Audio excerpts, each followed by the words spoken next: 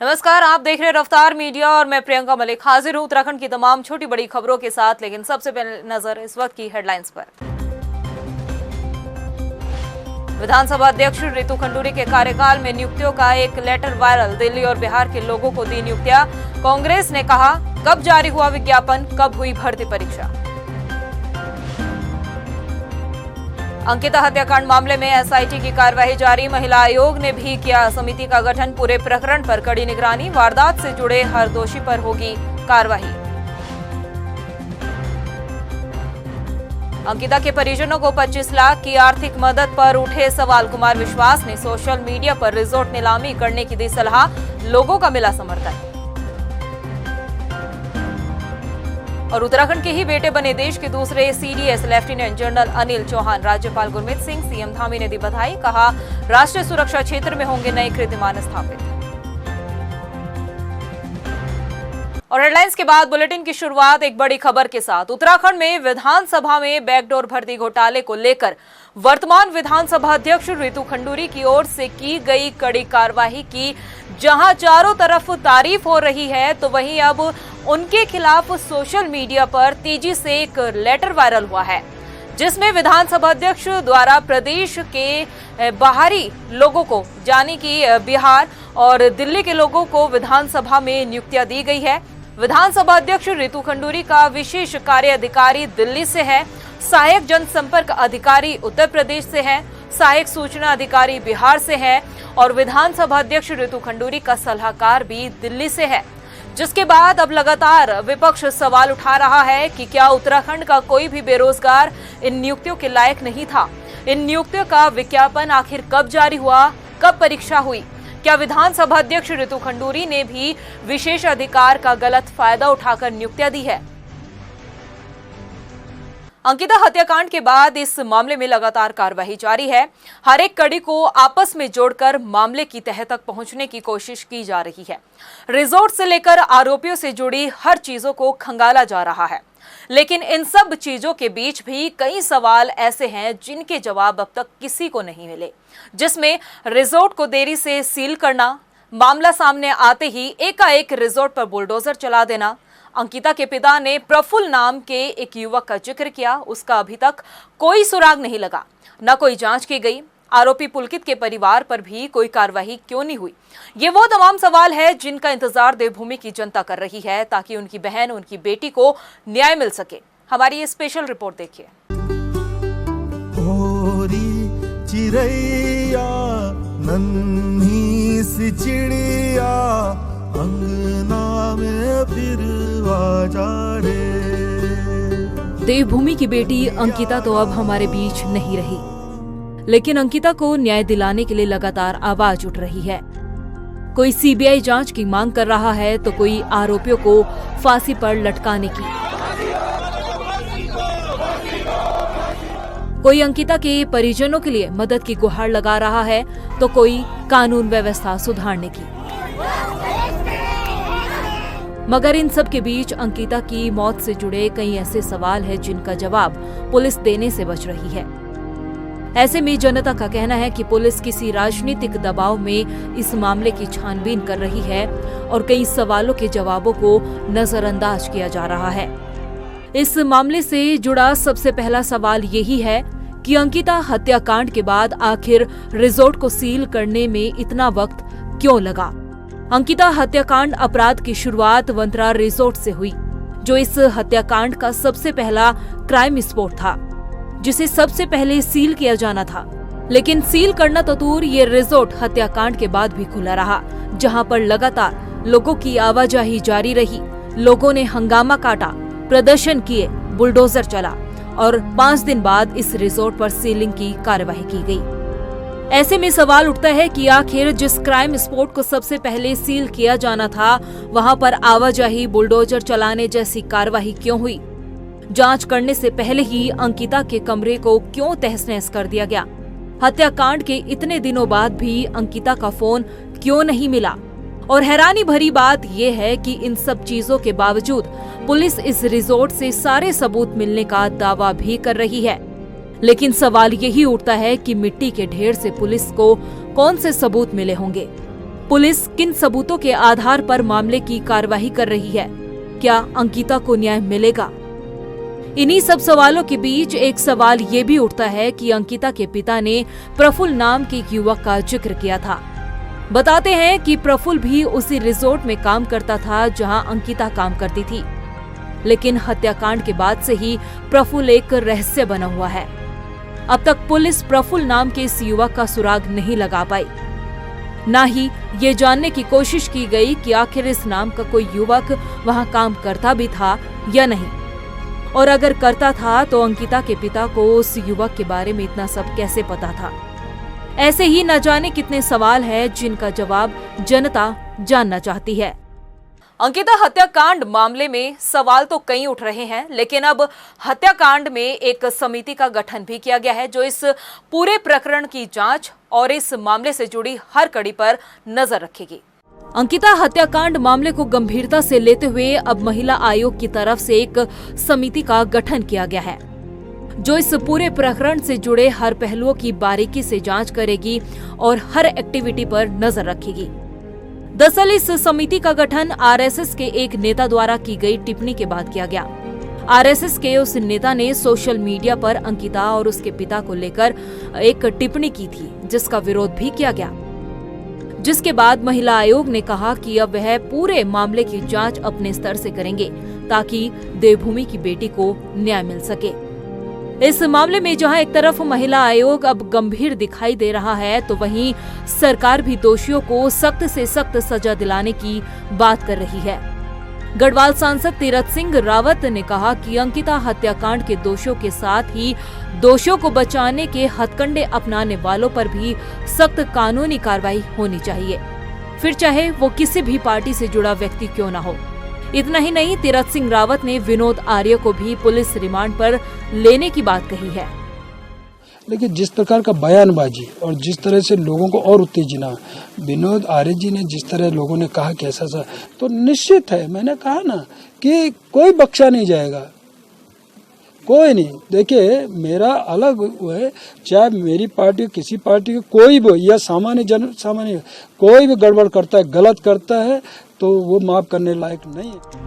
वहीं अंकिता के पिता भी विनोद आर्य को रिमांड पर लेकर उनसे पूछताछ करने, आरोपियों को फांसी की सजा दिलाने और फास्ट ट्रैक कोर्ट में केस पहुंचाने के साथ ही अपनी बेटी को न्याय दिलाने की गुहार लगा रहे हैं।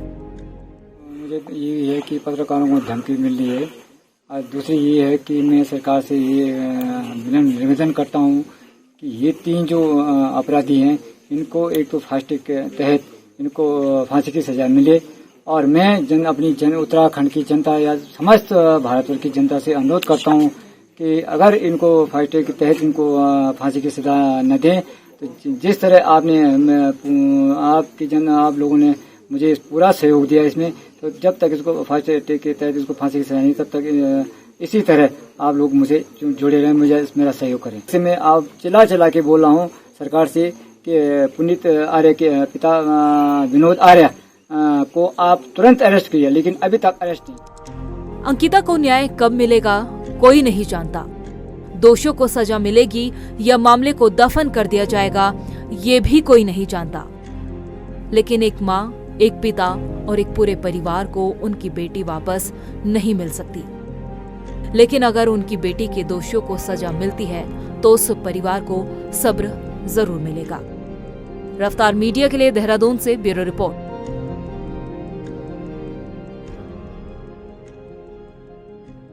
अंकिता भंडारी हत्याकांड जहां एक तरफ अपराधियों के लिए बड़ा सबक बन रहा है, तो वहीं दूसरी तरफ अंकिता भंडारी के परिजनों की मदद के लिए अब सरकार के साथ साथ भारतीय जनता पार्टी भी खड़ी नजर आ रही है।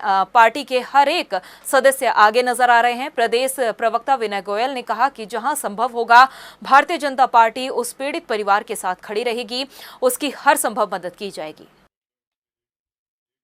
जहां तक आर्थिक सहायता का संबंध है, किसी भी व्यक्ति की जान की कीमत नहीं लगाई जा सकती, और जितना अधिक से अधिक उस परिवार के लिए किया जा सकता होगा या किया जा सकेगा, चाहे पार्टी है चाहे सरकार है, हम हर समय उस परिवार के साथ खड़े हैं।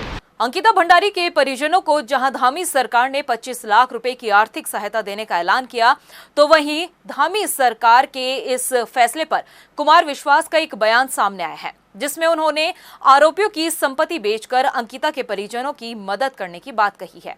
उनका कहना है कि जनता के पैसे से नहीं बल्कि आरोपी पुलकित की संपत्ति की नीलामी करके उस पैसे को अंकिता के परिजनों को देना चाहिए।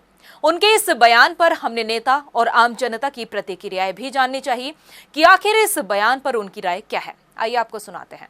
कुमार विश्वास साहब ने जो कहा है कि उसकी संपत्ति को बेच के उससे दिया जाना चाहिए था, सरकार अपने आप में समझती है, जानती है, आई थिंक इंटेलिजेंट इनफ है कि उसको उस पैसे को कैसे रिकवर कर सकती है। डेफिनेटली उनको जिन्होंने ये कांड किया है उनको भी कहीं ना कहीं आर्थिक नुकसान सरकार को उनको देना चाहिए। अगर उन्होंने इलीगल कंस्ट्रक्शन वगैरह कर रखा तो उनके ऊपर भी इस तरह के फाइन्स इम्पोज किए जाने चाहिए, ताकि अगर हम सरकार ने उनको कंपनसेट किया तो कहीं ना कहीं वो कंपनसेट हो सके। बिल्कुल सच कहा उन्होंने कि मेहनत की कमाई का आम जनता जो पैसा टैक्स में भरती है वो राजकीय कोष में जाता है, उससे क्यों भरपाई होनी चाहिए। तो ऐसे लोगों के, अपराधियों के जितने भी व्यावसायिक प्रतिष्ठान हैं जिनमें बुलडोज़र चलाया जा रहा है, उनसे आप उनकी जो कमाई है वहाँ से आप ये मुआवजा देते, और मुआवजा राशि कम भी है। पूरा उत्तराखंड चीख चिल्ला कर कह रहा है कि 25 लाख रुपया कोई धनराशि नहीं होती। बिल्कुल सही बोला है सर उन्होंने, क्योंकि जो गलत काम करेंगे और गवर्नमेंट क्यों देगी उनको वहाँ से पैसा। जो उन्होंने इतनी गलत, जब वो ये काम कर सकते हैं तो वो उल्टे काम करके इतनी प्रॉपर्टी भी बनाई होगी, तो जितनी उनकी प्रॉपर्टी है उसको बेच के उसके परिवार को वो पैसा दिया जाना चाहिए। वहीं अंकिता हत्याकांड मामले में एसआईटी जांच कर रही है। अंकिता की हत्या से पहले रिजॉर्ट में क्या कुछ हुआ करता था, इन सवालों के भी जवाब तलाशे जा रहे हैं। लेकिन इस बीच वंतरा रिजॉर्ट का एक वीडियो सोशल मीडिया पर वायरल हुआ है। इस वीडियो को देखकर आप रिजॉर्ट में होने वाली गतिविधियों को बखूबी समझ रहे होंगे। हैरानी की बात यह है कि रिजॉर्ट का मालिक आरोपी पुलकित आर्य के पास रिजॉर्ट में शराब परोसने का लाइसेंस ही नहीं था। वहीं राजाजी टाइगर रिजर्व से सटा होने के कारण रिजॉर्ट पर वन नियम भी लागू होते हैं। रात के वक्त आप अपनी मौज मस्ती के बीच वन्य जीवों को डिस्टर्ब नहीं कर सकते हैं। वहीं नैनीताल जिले में होटल रिजॉर्ट के खिलाफ बड़ी कार्रवाई देखने को मिली है। अनियमितताओं को देखते हुए जिले में 10 रिजॉर्ट सील करने के साथ ही 19 होटल और रिजॉर्ट के चालान भी काटे गए। प्रशासन और पुलिस की संयुक्त कार्रवाई में यह खुलासा हुआ है कि कई रिजॉर्ट ऐसे हैं जिनके रजिस्ट्रेशन भी नहीं हुए हैं और न ही सुरक्षा के मद्देनजर सीसीटीवी कैमरे लगाए गए हैं। पुलिस प्रशासन होटल रिजॉर्ट में काम करने वाले कर्मचारियों का भी सत्यापन कर रही है। आपको बता दें कि अंकिता हत्याकांड के बाद प्रशासन होटल रिजॉर्ट को लेकर सख्ताई बरत रही है। इसमें पुलिस और प्रशासन की कंबाइंड टीमें बनाई गई हैं और जिले में लार्ज स्केल पे इस पर कार्रवाई की जा रही है। अभी तक 10 रिजॉर्ट अभी तक सीज करने की कार्रवाई की जा चुकी है और 19 के खिलाफ जो है पुलिस एक्ट में कार्रवाई हो चुकी है। इसमें सभी थाना इंचार्जों को और LIU को भी एक्टिवेट किया गया है और LIU इसमें उनकी रिपोर्ट भी पेश कर रही है। देश के नए chief of defence staff lieutenant general Anil Chauhan बनाए गए हैं। अनिल चौहान उत्तराखंड पौड़ी जिले के रहने वाले हैं। नए CDS के ऐलान के बाद राज्यपाल गुरमीत सिंह और मुखिया पुष्कर सिंह धामी ने CDS अनिल चौहान को बधाई भी दी है। CM धामी ने राज्य के लिए गौरव का पल बताया है। ये रिपोर्ट देखिए।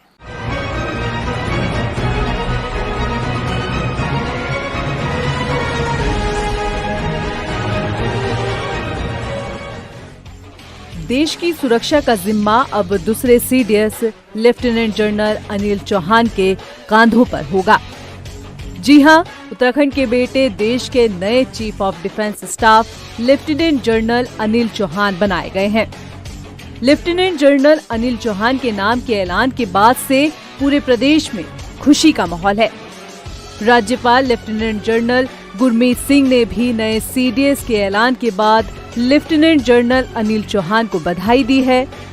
मुख्यमंत्री पुष्कर सिंह धामी ने कहा कि राज्य के लिए ये पल गौरव का है। नए CDS lieutenant general Anil Chauhan Uttarakhand के पौड़ी जिले के रहने वाले हैं। 18 मई साल 1961 में जन्मे अनिल चौहान को फौज में जाने की प्रेरणा फौजी पिता SS चौहान से मिली। बचपन से ही अनिल चौहान पढ़ाई लिखाई के साथ ही खेलकूद में भी अव्वल रहे हैं। शुरुआती पढ़ाई अनिल चौहान की केंद्रीय विद्यालय फोर्ट विलियम कोलकाता से हुई। नए सीडीएस अनिल चौहान ने इंटरमीडिएट के बाद पहले ही प्रयास में एनडीए क्वालिफाई किया। ग्रेजुएट होकर भारतीय सैन्य अकादमी को ज्वाइन किया। साल 1981 में Anil Chauhan Indian Military Academy से बतौर सेकंड लेफ्टिनेंट पास आउट हुए। साल 1981 में 11 गोरखा राइफल में शामिल हुए अनिल चौहान को आतंक गतिरोधी अभियानों का भी खासा अनुभव है। जंग में दुश्मनों से निपटने का हुनर भी नए सीडीएस अनिल चौहान बाखूबी जानते हैं। ऑपरेशन बालाकोट में लेफ्टिनेंट जनरल अनिल चौहान ने अहम भूमिका निभाई है। नए सीडीएस अनिल चौहान को 40 साल के करियर में कई उपलब्धियां हासिल हुई है। अनिल चौहान एनएसए अजित डोभाल की अध्यक्षता में राष्ट्रीय सुरक्षा परिषद सचिवालय में सैन्य सलाहकार पद पर भी रह चुके हैं। नए chief of defence staff lieutenant general Anil Chauhan के सामने सबसे बड़ी चुनौती सेना में हुए सुधारों को जल्द से जल्द आगे बढ़ाने की है। सीडीएस को थल सेना, वायुसेना और नौसेना के एकीकरण को पूरा करना होगा। चीन को मुंह तोड़ जवाब देने के साथ ही 5 थिएटर कमांड बढ़ाने का भी काम आगे बढ़ाना होगा। सेना में निजी भागीदारी, स्वदेशी रक्षा खरीदारी, अग्निपथ योजना को भी सफल बनाना होगा। नए सीडीएस के लिए सबसे अहम पूर्व सीडीएस स्वर्गीय जनरल बिपिन सिंह रावत के अधूरे कामों को पूरा करना है। हमारी पूरी टीम की तरफ से देश के नए CDS lieutenant general Anil Chauhan को ढेर सारी शुभकामनाएं। देहरादून के आसपास के वन क्षेत्रों में वन्य जीवों को साल भर पीने का पानी उपलब्ध कराने के लिए और भूमिगत जल के स्तर को ठीक करने के लिए देहरादून और हरिद्वार जिले में 3 बड़े तालाब बनाए जाएंगे। तालाब बनाए जाने का काम केंद्र सरकार की अमृत योजना के तहत होगा। हालांकि देहरादून और हरिद्वार जनपद में पहले 24 पुराने तालाब मौजूद हैं, उन्हें भी दुरुस्त किया जाएगा। मैं बताना चाहूँगा कि जो अमृत सरोवर हमारे सर्कल की अगर बात करें तो पहले तो मैं बताऊंगा कि हमारे सर्कल में टोटल 5 वन प्रभाग आते हैं, जिसमें से 3 हमारे क्षेत्रीय वन प्रभाग हैं और 2 हमारे अक्षेत्रीय वन प्रभाग हैं। और सभी में ही जो है अमृत सरोवर बनाने की जो योजना जो अभी चली है, ऑनगोइंग योजना जो है, उसमें हमारे जो टोटल जो सर्कल की बात करें तो 27 हमारे जो हैं अमृत सरोवर जो हैं बनाए जाने हैं, जिसमें से 24 हम लोग नवनिर्माण के तहत हम ले रहे हैं और 3 हम लोगों ने जो पुराने जो हमारे जो तालाब थे उनको जीर्णोद्धार किया जा रहा है। इसमें मैं बताना चाहूँगा कि 15 अगस्त को जो डेडलाइन दी गई थी कि 15 अगस्त तक भी कुछ सरोवरों को तैयार करके उसमें जो है झंडारोहण की कार्रवाई होनी थी, तो टोटल हमारे जो है 7 हम लोगों ने जो 15 अगस्त तक पूरे कर लिए हैं और उसमें झंडारोहण जैसे डायरेक्शन जो भारत सरकार की तरफ से आए थे उनको हमने पूरा कर लिया है। और जो बाकी जो सरोवर हैं उसके लिए बजट की धनराशि जो है उसमें डिमांड हम लोगों ने कर ली है और जैसे ही बजट प्राप्त होता है तो उसमें भी आगे कार्रवाई कर ली जाएगी। इसके साथ ही देहरादून में लंबे समय से समाज में डर का माहौल बनाने वाले 68 अपराधियों को गुंडा एक्ट के तहत जिला बदर करने की तैयारी पूरी हो चुकी है। अगले 2 महीने के अंदर ऐसे लोगों को अगले 6 महीने के लिए जनपद से तड़ीपार कर दिया जाएगा। देहरादून एसएसपी दलीप सिंह कुंवर ने बताया कि जनपद में एक अरसे तक अलग अलग किस्म के गंभीर आपराधिक गतिविधियों में शामिल 68 अपराधियों को जिले से बाहर तड़ीपार करने की पूरी तैयारी कर ली गई है। अब 68 लोग ऐसे हैं जिनके खिलाफ गुंडा एक्ट कार्रवाई की गई है, उनका जिला बदल की तैयारी हम कर रहे हैं। हम आने वाले 1-1.5-2 महीने में इस 68 लोगों को मेरिट के आधार पर जिला बदल की कार्रवाई करेंगे। डीएम साहब से मेरी बात हो गई है और मैंने इनसे रिक्वेस्ट किया है कि प्रायोरिटी बेसिस पर जो है इन लोगों को बिल्कुल सुनवाई प्रॉपर हो करके जितना जल्दी हो इनको जिला बदल की कार्रवाई की जाए। वहीं हल्द्वानी में कूड़े का ढेर लोगों के लिए मुसीबत का सबब बना हुआ है। हालात इतने खराब है कि ट्रंचिंग ग्राउंड के बजाय कूड़ा सड़क पर फेंका जा रहा है। सड़क पर कूड़ा फेंके जाने की वजह से विधायक सुमित हरदेश ने भी नगर निगम की कार्यप्रणाली पर सवाल उठाए। सुमित हरदेश ने कूड़े की समस्या को दूर करने के लिए नगर निगम को 15 दिन का समय दिया है। हालत देखिए आप, स्वच्छ भारत अभियान का नारा देने वाली भारतीय जनता पार्टी जो शासन में है, डबल इंजन का नारा देने वाली, बेटी बचाओ बेटी पढ़ाओ का नारा देने वाली है भारतीय जनता पार्टी। अस्वच्छता का प्रतीक और प्रमाण किसी को देखना है तो ये ट्रेंचिंग ग्राउंड के बाहर आ जाए। अभी गाड़ियां वहां पे डंप कर रही है कूड़ा, एनएच पे, नेशनल हाईवे पे कूड़ा डंप हो रहा है, डिवाइडर में कूड़ा डंप हो रहा है। यहाँ पे 3 विधानसभाओं के क्षेत्र के लोगों को ये बहुत गहरी तरीके से प्रभावित कर रहा है। जल जो हमारा जो ग्राउंड वाटर है उसको दूषित कर रहा है, वायु को दूषित कर रहा है। संयुक्त कनिष्ठ अभियंता भर्ती परीक्षा में सिंचाई विभाग के 228 पदों को सम्मिलित करवाने के लिए तकनीकी छात्र छात्राओं ने देहरादून गांधी पार्क में धरना प्रदर्शन किया। पिछले 4 दिन से धरना प्रदर्शन जारी है। छात्रों का कहना है कि अगर सरकार ने उन पदों को इस भर्ती परीक्षा में शामिल नहीं किया तो 2 अक्टूबर से छात्र सामूहिक आमरण अनशन शुरू कर देंगे, जिसकी पूरी जिम्मेदारी उत्तराखंड सरकार की होगी।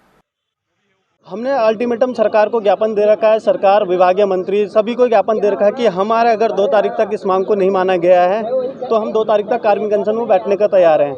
अगर 2 तारीख को ये मांगे नहीं मानी जाती 2 तारीख से हम आमरण अनशन शुरू करेंगे, जिसके लिए अभी हमारे पास केवल हम देहरादून के जितने हमारे छात्र हैं वही आ रहे हैं।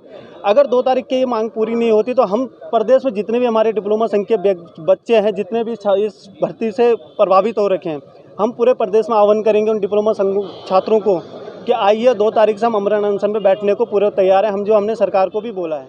और प्रदेश की खबरों में इतना ही, फिर हाजिर होंगे कुछ खास खबरों के साथ। तब तक के लिए मुझे दे इजाजत, नमस्कार। विधानसभा अध्यक्ष रितु खंडूरी के कार्यकाल में नियुक्तियों का एक लेटर वायरल, दिल्ली और बिहार के लोगों को दी नियुक्तियां। कांग्रेस ने कहा कब जारी हुआ विज्ञापन, कब हुई भर्ती परीक्षा। अंकिता हत्याकांड मामले में एसआईटी की कार्रवाई जारी, महिला आयोग ने भी किया समिति का गठन, पूरे प्रकरण पर कड़ी निगरानी, वारदात से जुड़े हर दोषी पर होगी कार्रवाई।